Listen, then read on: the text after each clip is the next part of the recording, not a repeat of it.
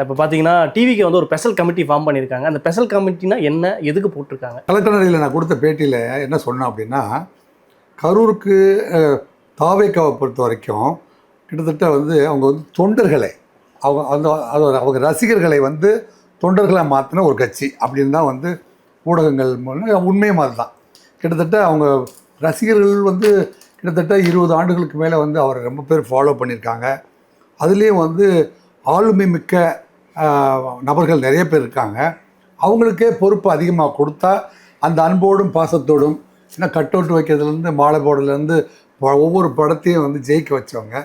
அதே சமயத்தில் அதே போல் தான் அரசியல்லையும் நம்மளை ஜெயிக்க வைப்பாங்க அப்படின்னு தான் விஜய் அவர்கள் நினச்சிட்டு இருந்திருக்காரு.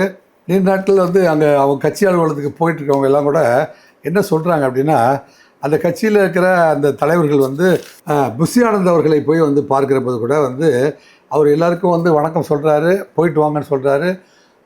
பல எக்ஸ்எம்எல்ஏக்கள் மற்றும் வந்து பல்வேறு முக்கிய நபர்கள்லாம் கூட போய் பார்த்தபோது கூட ரொம்ப அன்பாக புஷி ஆனந்தும் அவருடைய சகாக்களும் வந்து அலுவலகத்தில் வந்து அவர் அத்தனை பேர்த்தையும் வந்து வரவேற்பார்கள்.